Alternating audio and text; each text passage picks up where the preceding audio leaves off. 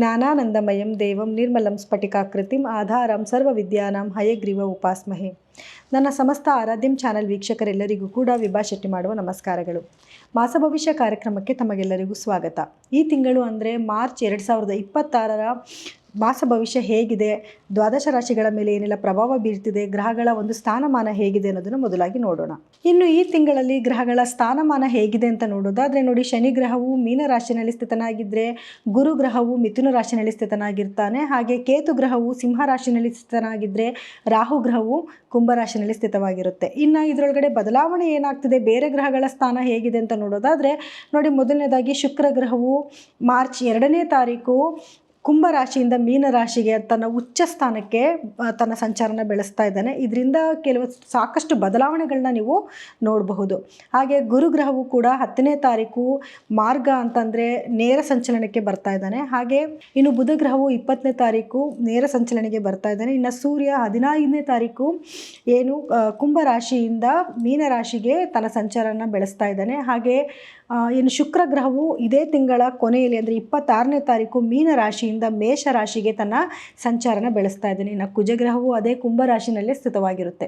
ಹಾಗಿದ್ರೆ ದ್ವಾದಶ ರಾಶಿಗಳ ಮೇಲೆ ಏನೆಲ್ಲ ಪರಿಣಾಮ ಬೀರ್ತಾ ಇದೆ ಇದರಿಂದ ಅನ್ನೋದನ್ನ ನೋಡೋಣ ಬನ್ನಿ. ಇನ್ನು ಮಕರ ರಾಶಿಯವರಿಗೆ ಈ ತಿಂಗಳ ಭವಿಷ್ಯ ಹೇಗಿದೆ ಅಂತ ನೋಡೋದಾದ್ರೆ ನೋಡಿ, ನಿಮ್ಮ ರಾಶಾಧಿಪತಿಯಾಗಿರುವಂತಹ ಶನಿ ಗ್ರಹವು 3ನೇ ಮನೇಲಿ ಸಂಚಾರ ಮಾಡ್ತಾ ಇರೋದ್ರಿಂದ ಸ್ವಲ್ಪ ಧೈರ್ಯವಾಗಿ ಕೆಲವು ಡಿಸಿಷನ್ ತಗೊಳ್ಳುವಂಥದ್ದು, ಧೈರ್ಯವಾಗಿ ಎಲ್ಲ ಕೆಲಸಕ್ಕೂ ಮುನ್ನುಗ್ಗಿ ಹೋಗುವಂಥ ಒಂದು ಸಮಯ ಇದಾಗಿರುತ್ತೆ. ಅದೇ ರೀತಿಯಲ್ಲಿ ಸ್ವಲ್ಪ ನಿಮಗೆ ಸ್ನೇಹಿತರಿಂದ ಸಹಾಯ ಆಗುವಂಥದ್ದು, ಅಥವಾ ನಿಮ್ಗಿಂತ ಚಿಕ್ಕವ್ರು ಯಾರಿರ್ತಾರೆ ಅಣ್ಣ ತಮ್ಮಂದಿರು, ಅವ್ರ ಕಡೆಯಿಂದ ಸ್ವಲ್ಪ ಸಹಾಯ ಆಗುವಂಥದ್ದು, ಮತ್ತು ಅವರ ಆರೋಗ್ಯದಲ್ಲೂ ಕೂಡ ಸ್ವಲ್ಪ ಏರುಪೇರುಗಳಾಗೋ ಸಾಧ್ಯತೆಗಳು ಕೂಡ ಇರುತ್ತೆ. ಸ್ವಲ್ಪ ಮನಸ್ಸಿಗೆ ಅದರಿಂದ ನೋವು ಕೂಡ ಆಗುತ್ತೆ. ಹಾಗೆ ನಿಮ್ಮ 2ನೇ ಮನೆಯಲ್ಲಿ ರಾಹುವಿನ ಒಂದು ಸಂಚಾರ ಇರೋದ್ರಿಂದ, ಅದೇ ರೀತಿಯಲ್ಲಿ ಬುಧ ಮತ್ತು ಕುಜರ ಒಂದು ಸಂಚಾರ ಇರೋದ್ರಿಂದ ನೋಡಿ, ಹಣಕಾಸಿನ ಅಭಿವೃದ್ಧಿ ತುಂಬ ಚೆನ್ನಾಗಿರುತ್ತೆ. ಒಳ್ಳೊಳ್ಳೆ ಅವಕಾಶಗಳು ಕೂಡ ಬರ್ತಾ ಇರುತ್ತೆ.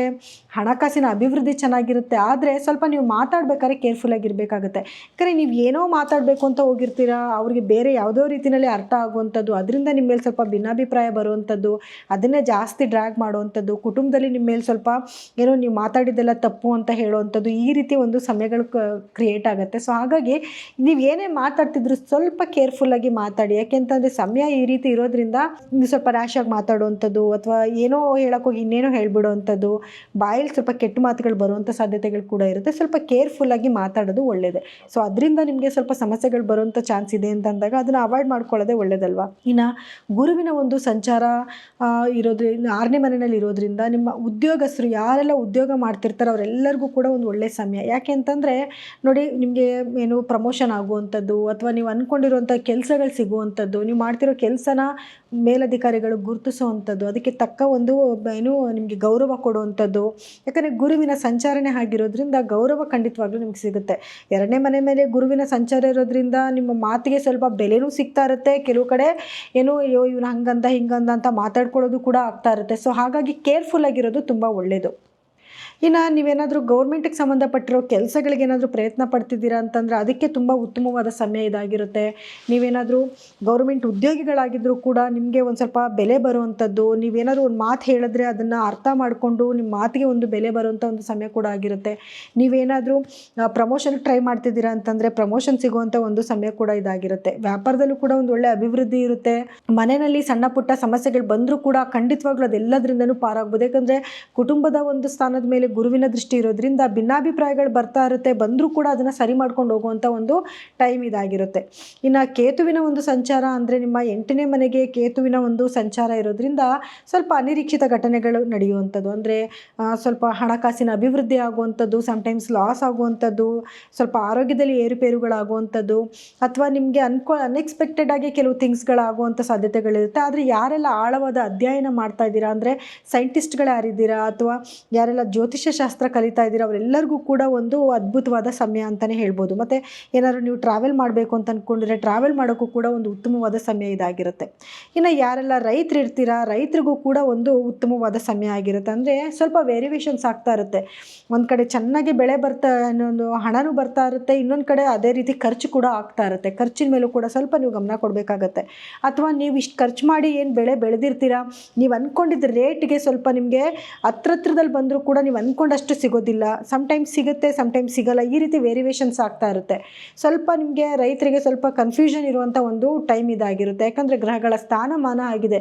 ಗುರುವಿನ ದೃಷ್ಟಿ ತುಂಬ ಚೆನ್ನಾಗಿರೋದ್ರಿಂದ ನಿಮಗೆ ಒಳ್ಳೆ ಬೆಲೆನೂ ಕೂಡ ಸಿಕ್ಕುತ್ತೆ.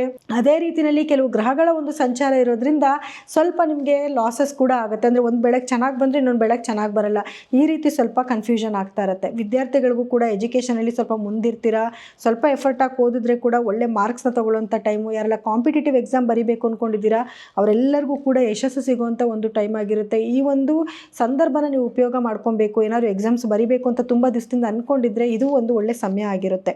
ಇನ್ನು ಆರೋಗ್ಯದ ವಿಷಯ ಅಂತ ಬಂದಾಗ ಆರೋಗ್ಯದಲ್ಲಿ ಸಣ್ಣ ಪುಟ್ಟ ಏರುಪೇರುಗಳಿರುತ್ತೆ. ಅಂದರೆ ಸ್ವಲ್ಪ ಬಾಯಿಗೆ ಸಂಬಂಧಪಟ್ಟಿರುವಂಥದ್ದು, ಥ್ರೋಟ್ ಇನ್ಫೆಕ್ಷನ್ ಆಗುವಂಥದ್ದು, ಬಾಡಿ ಪೇನ್ ಬರುವಂಥದ್ದು, ಈ ರೀತಿಯಾದ ಕೆಲವು ಸಮಸ್ಯೆಗಳು ಖಂಡಿತವಾಗ್ಲೂ ನಿಮ್ಗೆ ಕಾಡುತ್ತೆ. ಅದರಲ್ಲೂ ಶುಗರ್ಗೆ ಸಂಬಂಧಪಟ್ಟಿರುವಂಥ ಕೆಲವು ಸಮಸ್ಯೆಗಳು ಕಾಡೋ ಚಾನ್ಸಸ್ ಇರುತ್ತೆ. ಸೊ ಹಾಗಾಗಿ ಆವಾಗಿಂದ ಆವಾಗಲೇ ಸ್ವಲ್ಪ ವೈದ್ಯರ ಸಲಹೆ ತೊಗೊಂಡು ನೆಗೆಟಿವಿಟಿನ ತಪ್ಪಿಸ್ಕೊಳ್ಳೋದು ಒಳ್ಳೆಯದು.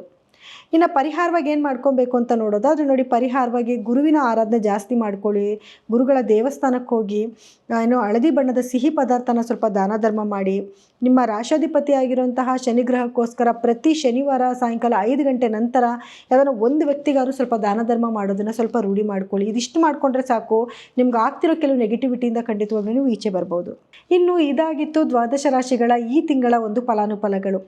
ಇದು ಏನೇ ನಾವು ಫಲಾನುಫಲಗಳು ಹೇಳಿದ್ರು ಕೂಡ ನಿಮ್ಮ ವೈಯಕ್ತಿಕ ಜಾತಕದಲ್ಲಿ ಗ್ರಹಗಳ ಅಲೈನ್ಮೆಂಟ್ ಬೇರೆ ಆಗಿರೋದ್ರಿಂದ ಫಲದಲ್ಲಿ ಸ್ವಲ್ಪ ವ್ಯತ್ಯಾಸ ಆಗೋ ಸಾಧ್ಯತೆಗಳಿರುತ್ತೆ. ಸೊ ಹಾಗಾಗಿ ನಿಮ್ಮ ಜಾತಕನ ಒಂದ್ಸತಿ ಪರಿಶೀಲನೆ ಮಾಡಿಸ್ಕೊಳ್ಳಿ. ಯಾಕಂದರೆ ಯಾವ ದಶಾಭುಕ್ತಿ ನಡೀತಿದೆ ಅನ್ನೋದ್ರ ಮೇಲೆ ನೀವೇನು ಪರಿಹಾರ ಮಾಡ್ಕೋಬೇಕು ಅನ್ನೋದು ಕೂಡ ಡಿಪೆಂಡ್ ಆಗುತ್ತೆ. ಸೊ ಹಾಗಾಗಿ ನೀವೇನಾದರೂ ನಮ್ಮಲ್ಲಿ ಜಾತಕ ತೋರಿಸ್ಕೊಬೇಕು ಅಂತಿದ್ರೆ ಕೆಳಗಡೆ ಸ್ಕ್ರೋಲ್ ಆಗ್ತಿರೋಂಥ ನಮ್ಮ ನಂಬರಿಗೆ ಕರೆ ಮಾಡಿ ನೀವು ಅಪಾಯಿಂಟ್ಮೆಂಟ್ನ ಫಿಕ್ಸ್ ಮಾಡ್ಕೋಬಹುದು. ಇನ್ನು ಇದಾಗಿತ್ತು ಈ ತಿಂಗಳ ಒಂದು ಫಲಾನುಫಲಗಳು. ಮುಂದಿನ ತಿಂಗಳ ಒಂದು ದ್ವಾದಶ ರಾಶಿಗಳ ಫಲಗಳನ್ನ ಹೇಳೋಕ್ಕೆ ನಾನು ಮತ್ತೆ ಬರ್ತೀನಿ. ಎಲ್ಲರಿಗೂ ಕೂಡ ನನ್ನ ಧನ್ಯವಾದಗಳು.